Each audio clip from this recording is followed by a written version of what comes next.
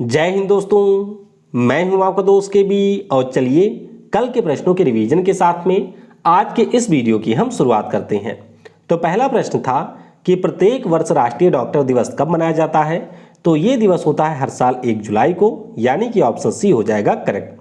अगला प्रश्न था कि हाल ही में शतरंज में सबसे युवा ग्रैंड मास्टर का जो रिकॉर्ड है ये किस खिलाड़ी ने बनाया है। तो ये है भारतीय मूल के अमेरिकी खिलाड़ी अभिमन्यु मिश्रा। ऑप्शन हमारा ए हो जाएगा करेक्ट। अगला प्रश्न था कि भारत का जो सबसे पुराना समाचार पत्र है जिसका नाम मुंबई समाचार है, इसको किस वर्ष शुरू किया गया था। तो ये आपका 1822 में शुरू हुआ था, यानी कि ऑप्शन सी हो जाएगा करेक्ट। अगला प्रश्न था कि जुलाई 2021 में किस राज्य की सरकार ने स्टूडेंट क्रेडिट कार्ड योजना को लॉन्च किया। तो इसे लॉन्च किया है पश्चिम बंगाल की सरकार ने, यानी कि ऑप्शन बी हो जाएगा करेक्ट। अगला प्रश्न था कि हाल ही में किस भाषा के कवि राजेंद्र किशोर पांडा को कुवेम्पू राष्ट्रीय पुरस्कार से सम्मानित किया गया। तो ये हमारे उड़िया भाषा के थे। ऑप्शन हमारा डी हो जाएगा करेक्ट। अगला प्रश्न था कि हाल ही में किस राज्य की सरकार ने 6 माह में जो राजधानियों को बदलने की परंपरा थी इसको समाप्त कर दिया है। तो ये समाप्त किया है यहाँ पर जम्मू और कश्मीर ने। ऑप्शन आपका सी हो जाएगा करेक्ट। अगला प्रश्न था कि साइबर सिक्योरिटी इंडेक्स में हमारा देश किस स्थान पे रहा है। तो हम रहे हैं 10वें स्थान पे। ऑप्शन ए होगा यहाँ पर करेक्ट। अगला प्रश्न था कि किस राज्य में एशिया का जो सबसे बड़ा हाई स्पीड ट्रैक है इसका उद्घाटन किया गया। तो इसका उद्घाटन हुआ है मध्य प्रदेश में। ऑप्शन आपका डी हो जाएगा करेक्ट। अगला प्रश्न था कि वर्ष 2021 का जो T20 पुरुष विश्व कप है इसका आयोजन किस देश में किया जाएगा। तो आयोजन होगा UAE में। ऑप्शन यहाँ पर बी हो जाएगा करेक्ट। अगला प्रश्न है कि जून 2021 में किस शहर में डॉक्टर अंबेडकर स्मारक और सांस्कृतिक केंद्र की आधारशिला रखी गई। तो आधारशिला रखी गई है लखनऊ में। ऑप्शन हमारा सी हो जाएगा करेक्ट। अगला प्रश्न था कि डोप टेस्ट में फेल होने के कारण प्रतिबंधित किए जाने वाली पहली महिला क्रिकेटर कौन बनी है। तो इनका नाम है अंशुला राव। ऑप्शन आपका यहाँ पर डी हो जाएगा करेक्ट। अगला प्रश्न था कि अंतरराष्ट्रीय क्रिकेट के सभी प्रारूपों में डेब्यू करने वाली भारत के सबसे युवा क्रिकेटर कौन बनी। तो इनका नाम है शेफाली वर्मा। ए होगा आपका करेक्ट। अगला प्रश्न था कि जून 2021 में जारी ग्लोबल स्टार्टअप इकोसिस्टम इंडेक्स 2021 में हमारा देश किस स्थान पे रहा है। तो हम रहे हैं 20वें स्थान पे। ऑप्शन आपका बी होगा करेक्ट। अगला प्रश्न था कि ISSF विश्व कप 2021 में राही सरनोबत ने कौन सा पदक जीता है। तो इन्होंने जीता है स्वर्ण पदक। ऑप्शन हमारा बी होगा करेक्ट। अगला प्रश्न था कि जून 2021 में प्रकाशित पुस्तक anomalies in law and justice इसके लेखक कौन हैं। तो इसे यहाँ पर लिखा है RV रविंद्रन ने। तो ऑप्शन आपका सी हो जाएगा करेक्ट।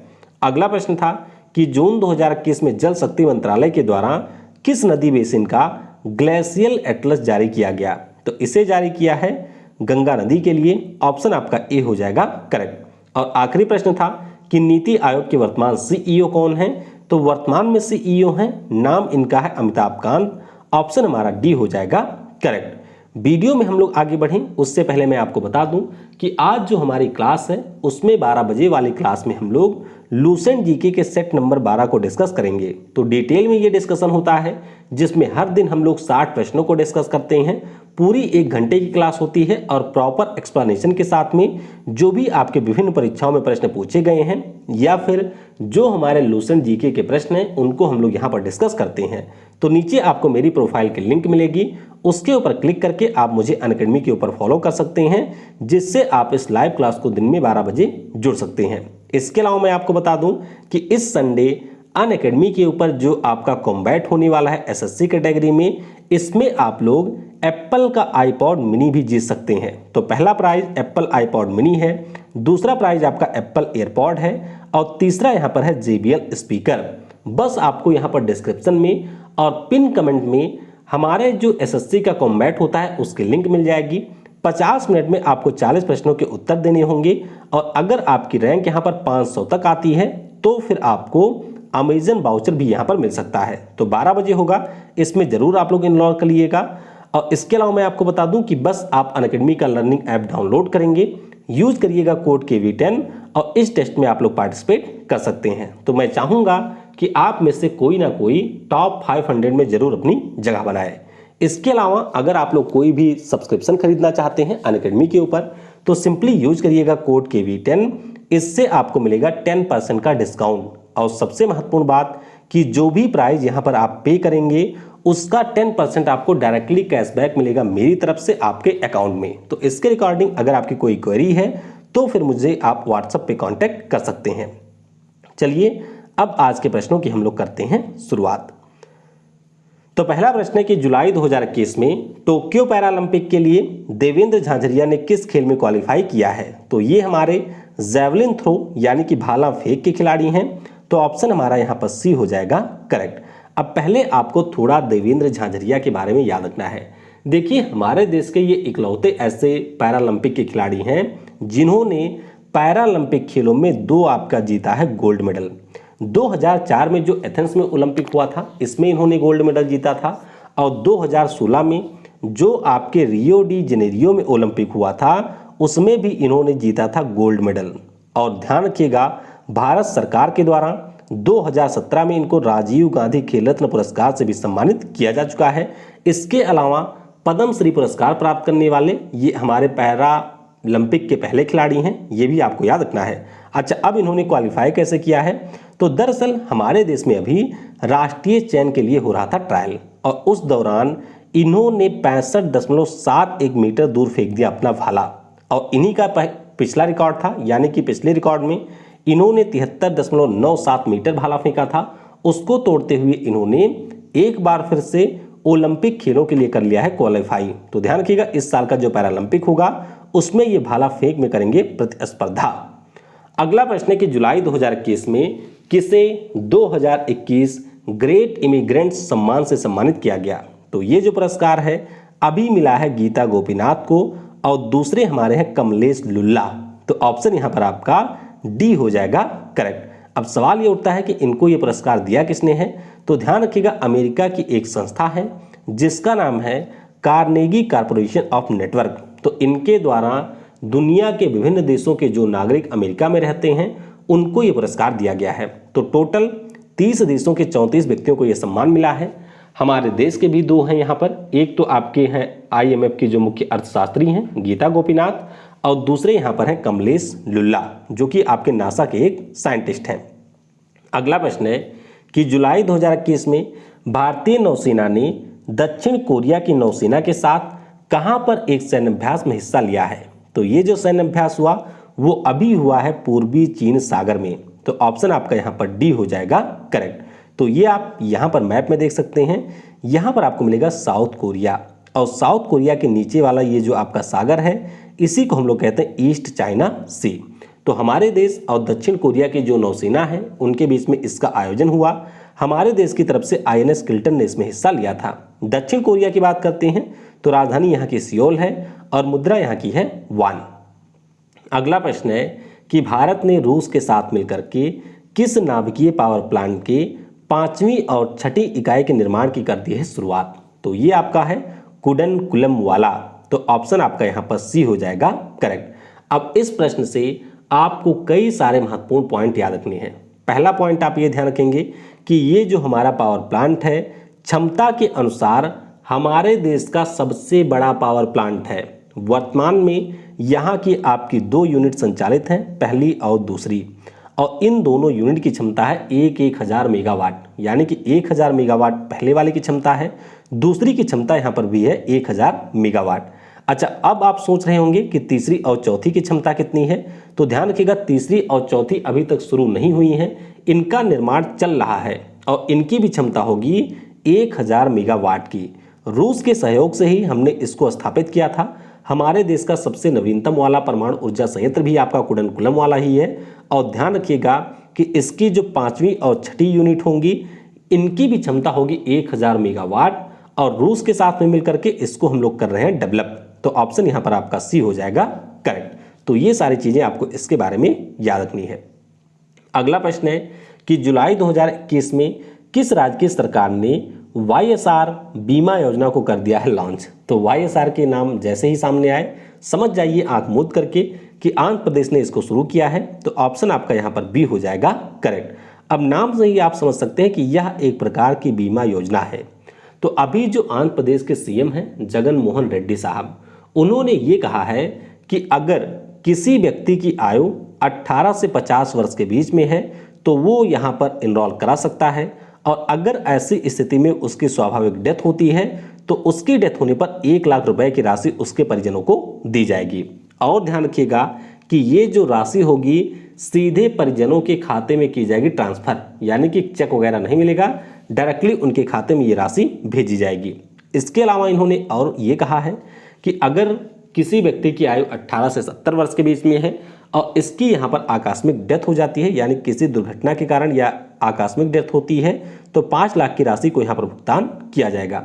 सरकार ने यहाँ पर इस योजना के लिए 750 करोड़ रुपए का प्रावधान इस वित्तीय वर्ष में किया है। तो वाईएसआर बीमा योजना आंध्र प्रदेश ने शुरू किया है। अगला प्रश्न है कि जुलाई 2021 में केंद्रीय मंत्री नरेंद्र सिंह तोमर ने किस राज्य में राष्ट्रीय बागवानी बोर्ड का कर दिया है उद्घाटन? तो इसका जो उद्घाटन है वो अभी किया गया कर्नाटक में, मध्य प्रदेश में किया गया है। तो ऑप्शन हमारा यहाँ पर डी हो जाएगा करेक्ट। तो मध्य प्रदेश में आपको मिलेगा ग्वालियर, जहां पर हमारे कृषि और किसान कल्याण मंत्री नरेंद्र सिंह तोमर के द्वारा इसका यहां पर उद्घाटन किया गया। ध्यान रखिएगा कि बागवानी से जुड़ा हुआ है तो जाहिर सी बात है जो हमारे बागवानी का सेक्टर होता है, यानी कि हॉर्टिकल्चर का सेक्टर है, उसको और ज़्यादा बूस्ट करने के लिए इसे आपके ग्वालियर में स्थापित किया गया है। अगला प्रश्न है कि भारतीय रेलवे के द्वारा जो पहला गतिशील फ्रेश वाटर सुरंग एक्वेरियम है इसको किस शहर में किया गया स्थापित? तो इसको यहाँ पर स्थापित किया गया है आपके बेंगलुरु शहर में। तो ऑप्शन हमारा यहाँ पर बी हो जाएगा करेक्ट। तो ध्यान रखिएगा ये एक प्रकार का एक्वेरियम है जो कि आपको बेंगलुरु में देखने को मिलेगा। भारतीय रेलवे ने इसको स्थापित किया है। खास बात इसकी क्या है कि अगर आप लोग इसके अंदर जाएंगे तो यहाँ पर जो आप नज़ारे देखेंगे वो बिल्कुल ऐसा प्रतीत होगा जैसे आप अमेजन के जंगलों में घूम रहे हैं, यानी कि जो हमारे अमेजन नदी का प्राकृतिक सौंदर्य है उसी के आधार पर इसको बनाया गया है। तो 12 फीट इसकी टोटल लंबाई है, और अगर आप अकेले जाते हैं तो आपको 25 रुपये पे करना होगा। अगर आप उसके साथ में जाएंगे तो फिर आपको यहाँ पर 50 रुपये पे करने होंगे। अगला प्रश्न है कि जुलाई 2021 में किस देश के द्वारा सी ब्रेकर आर्टिफिशियल इंटेलिजेंस मिसाइल का कर दिया गया है अनावरण? तो ये जो मिसाइल है इसका अनावरण किया है इजराइल देश ने। तो ऑप्शन हमारा यहाँ पर ए हो जाएगा करेक्ट। तो बस आपको याद ये रखना है कि इजराइल की जो सबसे महत्वपूर्ण कंपनी है जिसका नाम है राफेल एडवांस डिफेंस सिस्टम, इसके द्वारा 5वीं पीढ़ी की जो सी ब्रेकर मिसाइल है इसका किया गया है परीक्षण। अच्छा, इसकी खास बात क्या है? तो इसकी खास बात है कि आपका टारगेट चाहे जहां पर हो उसको आप आसानी के साथ में हिट कर सकते हैं, और ये बहुत ही एक्यूरेसी के साथ में उस पार्टिकुलर टारगेट को जाकर के हिट करेगी। रेंज कितनी है? तो रेंज इसकी है 300 मीटर। तो ये आपको याद रखना है कि इजराइल के द्वारा सी ब्रेकर आर्टिफिशियल इंटेलिजेंस आधारित मिसाइल का यहाँ पर परीक्षण किया गया। अगला प्रश्न है कि हाल ही में हमारे देश के जो विदेश मंत्री हैं एस जयशंकर साहब, ये किन देशों के 5 दिवसीय दौरे पर गए थे? तो ये गए थे इटली और ग्रीस के 5 दिवसीय दौरे पर, यानी कि ऑप्शन हमारा डी हो जाएगा करेक्ट। दरअसल इनको जाना था इटली। आप सभी को ये पता होगा कि 2021 के लिए जो G20 समूह है उसका अध्यक्ष देश है इटली। तो इटली में अभी जो हमारे विकास और विदेश मंत्री हैं उनकी बैठक होनी थी, और उसी मंत्रियों के बैठक में शामिल होने के लिए हमारे जो विदेश मंत्री हैं वो पहुंच गए थे इटली। तो रास्ते में आपका ग्रीस भी पड़ता है, तो ये कुछ समय के लिए ग्रीस भी गए थे। तो ध्यान रखिएगा 2 देशों की यात्रा पर हमारे विदेश मंत्री यहाँ पर गए थे। ग्रीस की बात करते हैं तो राजधानी एथेंस में है, मुद्रा यहाँ की है यूरो, राष्ट्रपति यहाँ की जो है उनका नाम है कैटरीना सकीरापोलू, और उनके बारे में आपको याद ये रखना है कि ग्रीस की वो पहली महिला राष्ट्रपति हैं। इटली की बात करते हैं तो मुद्रा यहाँ की यूरो है, और राजधानी आपको रोम में देखने को मिलेगी। अगला प्रश्न है कि किस राज्य की सरकार के द्वारा अगस्त 2021 में पूर्वांचल एक्सप्रेसवे को शुरू करने की घोषणा की गई? तो ये घोषणा कर दी है उत्तर प्रदेश की सरकार ने। ऑप्शन हमारा यहाँ पर ए हो जाएगा करेक्ट। तो याद रखिएगा उत्तर प्रदेश का ये दूसरा आपका एक्सप्रेसवे होगा। इससे पहले वर्ष 2017 में जो लखनऊ से जोड़ता है आगरा को, उस एक्सप्रेसवे का उद्घाटन किया गया था, और अब सरकार ने ये कहा है कि अगस्त 2021 तक जो पूर्वांचल एक्सप्रेसवे बन रहा है ये भी आपका हो जाएगा शुरू। अब थोड़ा सा इसके बारे में याद रखेंगे खासतौर पर उत्तर प्रदेश वाले कि लखनऊ से ये आपका जोड़ेगा गाजीपुर को, किसको? गाजीपुर को जोड़ेगा। इसकी टोटल लंबाई होगी 340.8 किलोमीटर। नेशनल हाईवे 31 के ऊपर इसका निर्माण किया जा रहा है। अच्छा, एक्सप्रेसवे क्या होता है ये भी थोड़ा समझ लीजिए। जनरली आप जो हाईवे देखते होंगे, हाईवे पे आपको मिलेंगे 4 लेन, यानी कि 2 जाने के लिए 2 आने के लिए। लेकिन जब हम लोग बात करते हैं एक्सप्रेसवे की, तो ये आपकी एक विशेष सड़क होती है और इस सड़क के ऊपर आपको 6 लेन देखने को मिलेंगे और ये आपकी 2 पार्टिकुलर डिस्टेंस को ही कवर करती है। बीच में आपको यहाँ पर निकलने का या लेन बदलने का रास्ता नहीं मिलेगा। तो ध्यान रखिएगा, ये होगा उत्तर प्रदेश का दूसरा। अगला प्रश्न है कि वर्ष 2021 के लिए किसे प्रतिष्ठित डायना अवार्ड से सम्मानित किया गया? तो ये जो पुरस्कार है 3 लोगों को मिला है, सना मित्तर, कैफ अली और देवांशी रंजन। तो ऑप्शन हमारा यहाँ पर डी हो जाएगा करेक्ट। तो अवार्ड के बारे में बस इतना याद रखिएगा कि 3 लोगों को मिला है। जामिया मिलिया इस्लामिया के हमारे कैफ खान साहब हैं, वारविक यूनिवर्सिटी की हैं सना मित्तर और लेडी श्री राम कॉलेज दिल्ली की हैं, नाम इनका है देवांशी रंजन। तो इन 3 लोगों को यह पुरस्कार यहाँ पर दिया गया है। अच्छा, पुरस्कार इनको मिला क्या? तो कोविड-19 की जब आपकी पूरी महामारी फैली हुई थी, तो उस दौरान इनके द्वारा समाज में जो लोग हैं उनकी मदद की गई थी और उसी के लिए इनको यह पुरस्कार मिला है। तो वेल्स की राजकुमारी थी जिनका नाम था डायना। तो प्रिंसेस डायना की स्मृति में ये पुरस्कार हर साल आपका दिया जाता है। याद होगा आपको, पिछले साल दिल्ली की ही एक लड़की थी जिनका नाम था फ्रेया ठकराल, इनको ये पुरस्कार मिला था। अगला प्रश्न है कि जुलाई 2021 में इनमें से किसने सीएम के पद से इस्तीफा दे दिया है?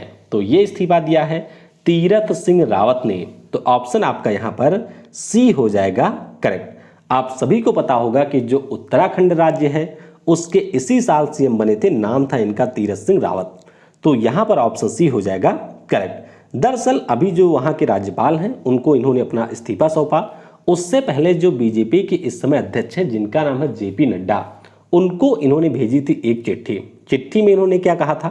चिट्ठी में इन्होंने ये कहा था कि हमारे संविधान का जो अनुच्छेद 164A है, इसमें साफ साफ ये प्रावधान दिया गया है कि मान लीजिए कोई व्यक्ति अगर किसी राज्य का बन जाता है सीएम और सीएम बनने के समय वह आपके विधानसभा का मेंबर नहीं है, यानी कि जो आपकी विधानसभा होती है उसका सदस्य नहीं है, तो 6 महीने के अंदर उसको यहाँ पर बनना होता है सदस्य। लेकिन हमारे संविधान का एक अनुच्छेद है जिसका नाम है 151 वाले अनुच्छेद में ये कहा गया है कि मान लेते हैं उस राज्य में जो विधानसभा चुनाव होने हैं वह 1 साल के अंदर हो जाएंगे, यानी कि मान लेते हैं जनवरी में आपकी नियुक्ति हुई है नए मुख्यमंत्री की और चुनाव आपके दिसंबर में होने हैं उसी साल। तो यहाँ पर अगर 1 साल से कम का समय बचा हुआ है तो फिर यहाँ पर जो सीएम साहब होंगे उनके लिए अलग से चुनाव करवाने की जरूरत नहीं होगी। तो इसी का हवाला देते हुए इन्होंने ये कहा कि अगर मैं इस्तीफा नहीं दूंगा तो हो सकता है कोई संवैधानिक संकट हो जाए, तो इसीलिए इन्होंने इस्तीफा दे दिया है। दरअसल इन्होंने दिया नहीं है, इनको दिलवाया गया है। बस ये सारी नौटंकी इनके द्वारा बताई गई है और इनके बारे में पता होगा। लड़कियों के ऊपर काफ़ी बेकार तरीका का कमेंट भी इन्होंने किया था और इसके अलावा भी इन्होंने ये भी कहा था कि अमेरिका ने हमको 200 सालों तक गुलाम वगैरह बनाया था, तो थोड़ा ज़्यादा पढ़े लिखे सीएम थे, तो अब इन्होंने इस्तीफा दे दिया है। चलिए, अब करंट अफेयर तो आपका समाप्त होता है। आइए कल के प्रश्नों के हम लोग उत्तर जान लेते हैं। पहला प्रश्न था कि आरबीआई के पहले भारतीय गवर्नर कौन थे? कई सारे लोगों ने इसको गलत कर दिया था। ध्यान रखिएगा, नाम इनका है सीडी देशमुख। 1943 में ये बने थे और 1949 तक रहे थे ये गवर्नर। तो पहले यहाँ पर थे ये भारतीय। भारत का सबसे पुराना अर्धसैनिक बल कौन सा है? तो ये हमारा है असम राइफल, जो कि कचार नेवी के नाम से स्थापित हुआ था। बाद में 1917 में इसका नाम बदल करके असम राइफल किया गया था और अभी पी चंद्रन नायर इसके नए महानिदेशक भी बने हैं। अगला प्रश्न था कि किस पंचवर्षीय योजना में सबसे ज्यादा वृद्धि दर रही है? तो ध्यान रखिएगा, ये हमारी 11वीं पंचवर्षीय योजना थी जिसमें टारगेट रखा गया था 9% के विकास दर का, लेकिन 8% हमने किया था अचीव। फिर भी ये आपके सभी पंचवर्षीय योजनाओं में सर्वाधिक थे। फिर अगला प्रश्न था कि गैलपैगोस द्वीप आपका कहाँ पर स्थित है? तो ध्यान रखिएगा, ये जो हमारा द्वीप है ये आपको मिलेगा यहाँ पर प्रशांत महासागर में, जो इक्वाडोर नाम का कंट्री है दक्षिण अमेरिका का, यहाँ पर उसके जस्ट पास में आपको मिलेगा गैलपैगोस आइलैंड। तो ध्यान रखेंगे इसके बारे में। अगला प्रश्न कि भारत का सबसे अधिक क्षमता वाला परमाणु ऊर्जा प्लांट कौन सा है? तो ये मैंने आपको कल भी बताया था और अभी भी बताया, ये हमारा है कुडनकुलन, जो कि आपको मिलेगा तमिलनाडु में और रूस की सहायता से इसको हमने किया था स्थापित। आज के वीडियो से आपके लिए प्रश्न है कि किस अनुच्छेद में वित्त आयोग के गठन का प्रावधान है? दूसरा प्रश्न है कि भारत के पहले वित्त आयोग के अध्यक्ष कौन थे। तीसरा प्रश्न है कि संविधान के किस अनुच्छेद में राष्ट्रपति के निर्वाचक मंडल का प्रावधान है। और चौथा प्रश्न है कि राष्ट्रपति किस अनुच्छेद के अंतर्गत अध्यादेश को करता है जारी। तो इन प्रश्नों के उत्तर आपको नीचे कमेंट सेक्शन में देने हैं। आशा करते हैं कि आपको वीडियो जरूर पसंद आया होगा और कल जो आपका अनअकैडमी के ऊपर कॉम्बैट है, मैं चाहूंगा कि आप लोग उसमें हिस्सा जरूर लें।